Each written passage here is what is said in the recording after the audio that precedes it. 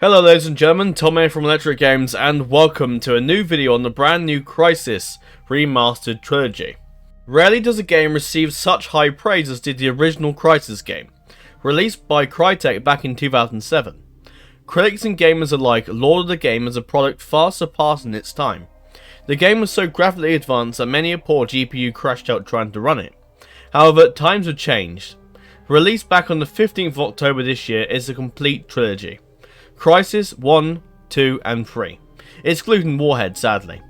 Though our poor PCs might be quaking in their wires upon hearing this news, can it run Crysis? The hardware of modern day consoles has no complaints in hosting the series, who is no longer the graphical kingpin as they once were. Initially the enemies of the militarized Raptor team, the members of which we will play as throughout the series, are some opportunistic North Korean soldiers, yet a surprise enemy is quickly thrown into the ring. An extraterrestrial race of invaders known as the Ceph. In the War of the Worlds type concept, the Ceph lay dormant, buried in the dirt for many millions of years, only to strike modern humans where and when they least expect it.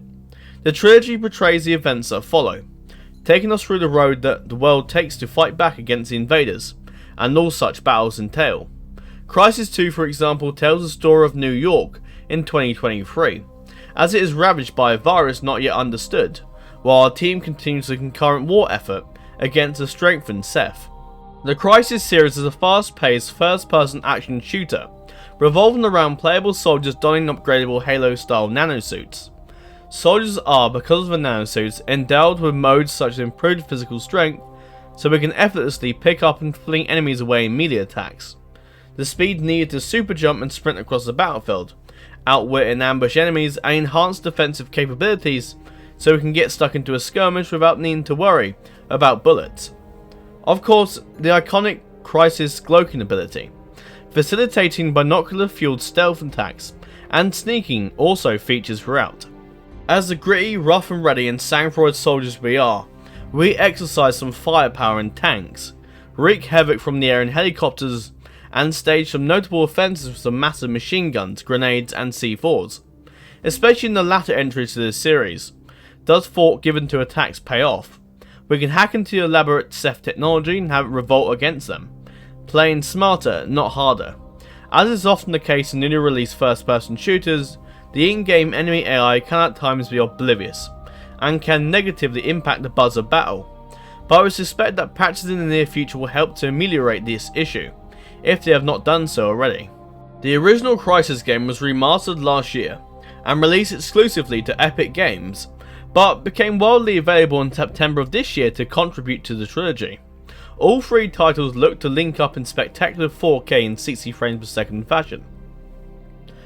Each game of the trilogy, particularly the original Premier Crysis, were already far ahead of their time, but now come with ray tracing support, improved lighting, high definition textures such as the quintessential Far Cry tropical island foliage Crysis employs, and visual enhancements across the game in weaponry, characters and environments. The overall atmosphere of the title is augmented by the remaster.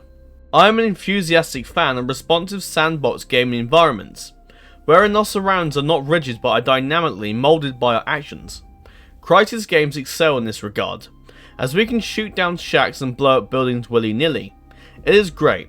Crysis is now available on all major consoles including the Nintendo Switch, on which it is unequivocally one of the best looking games around. The game, though possessing an obvious air of the late 2000s early 2010s, performed exceptionally well, and received favourable reviews.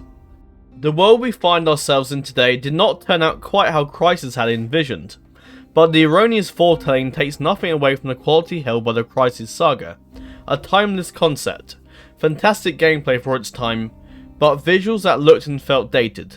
That was until the gem of the game went for a 9th generation time machine. Now we have a real winner on our hands. The greatest alterations are of course made to the older titles since they are further dated, but in truth all three games in the trilogy have had a needed revamp.